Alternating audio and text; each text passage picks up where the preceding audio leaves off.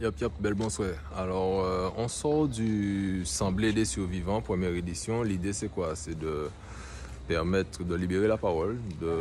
Si tu as vécu le Covid à travers une injection ou un de tes proches en a souffert ou tout simplement tu t'en es sorti, l'idée, c'était de réunir des gens qui veulent parler de tout ça.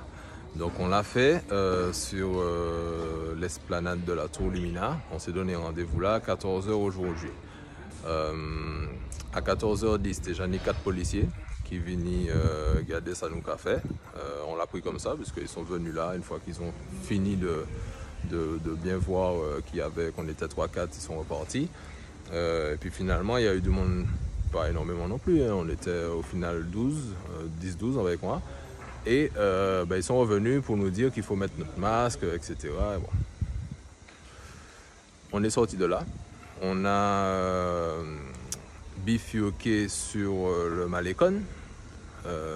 Et là, on a poursuivi, puisque l'idée c'était qu'on enregistre les témoignages. Donc ça s'est poursuivi là-bas. Sauf que on était assis, posés, certains assis là, certains un peu plus loin, etc. Les policiers, eux, étaient toujours présents. Et je dis d'autres policiers, puisqu'il y a eu 3 voitures qui sont arrivées, ils sont restés au loin au début, et rapidement, ils sont venus nous parler, nous demander nos pièces d'identité, etc. Est-ce qu'on ne sait pas qu'on n'a pas le droit d'être là sans masque, etc. Donc, moi, j'ai donné ma carte d'identité, j'ai pas de problème avec ça.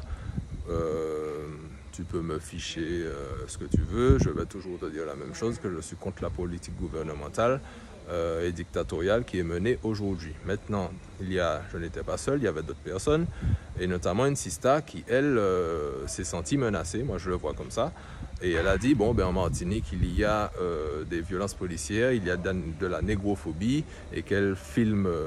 Elle prend son téléphone pour filmer, pour garder une trace de ce qui s'est passé, pour apporter un témoignage demain au cas où il y aura un problème. Elle me l'a envoyé, la vidéo, mais elle a été embarquée, en fait, l'assista. Elle a été embarquée devant nous là, elle ne voulait pas en fait donner sa pièce d'identité quand on lui a demandé. Je ne sais pas si elle l'avait sur elle ou si c'était un refus catégorique, je n'en sais rien.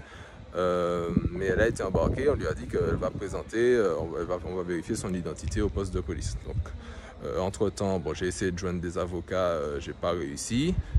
Et j'ai eu sa mère en revanche qui se posait des questions, et je lui ai dit que voilà, elle a été embarquée parce que non-présentation de pièces d'identité, etc. Mais que j'espère que quand elle va retrouver l'usage de son téléphone, parce que oui, quand on l'a embarquée, on a pris son téléphone sur elle, elle va lui donner des nouvelles, nous donner des nouvelles. Donc dans le groupe de personnes qui étaient présentes, il y a des visions différentes de ce qui s'est passé.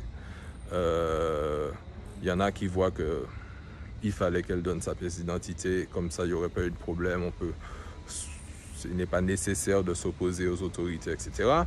Il y en a d'autres qui pensent que elle s'est sentie menacée, elle a senti qu'elle était dans son droit d'être présente et qu'on n'avait pas à la fliquer d'une certaine manière. Moi, ce que je vois là aujourd'hui, c'est qu'on est arrivé dans une situation aujourd'hui en Martinique où se retrouver, ça occasionne un flicage, puisque ils nous ont dit très clairement, hein, les policiers à un moment donné, puisqu'il y a une sista qui leur a posé la question, une sista qui a au passage eu une amende pour certainement outrage, puisqu'il dit ce bouc-là, elle leur a donné ses papiers, mais visiblement le policier n'a pas accepté la façon dont on lui a parlé, dont elle s'est adressée à lui, donc il baille en 90 €. Mais tout ça pour dire que se retrouver, s'organiser pour libérer la parole, visiblement, ça fait l'objet d'une surveillance des autorités, parce que peut-être que c'est pas bien que les gens parlent, je n'en sais rien. En tout cas, dès le début de l'événement, déjà ni 4 policiers là.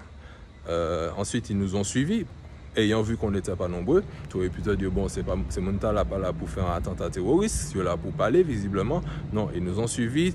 Trois l'autre policier, ils ont venu parler de nous, moi de nous, papier nous, etc. Donc, voilà la situation dans laquelle Emmanuel Macron a mis la Martinique, puisqu'on est sous administration française, donc on suit les lois. à ce jour. Et moi, je suis pas d'accord avec ça. C'est-à-dire que on est passé d'un pays où il fait bon vivre à une dictature qui ne porte pas aujourd'hui son nom, qui ne dit pas son nom. Moi, je le vois comme ça. Et je comprends la Sista qui est partie de là en pleurs, pas parce qu'on lui avait donné 90 € d'amende, mais parce qu'elle a senti que c'était vraiment injuste ce qui se passe là, et qu'elle l'a pris comme vraiment une injustice qui n'a pas lieu d'être chez nous en Martinique. Yes, I.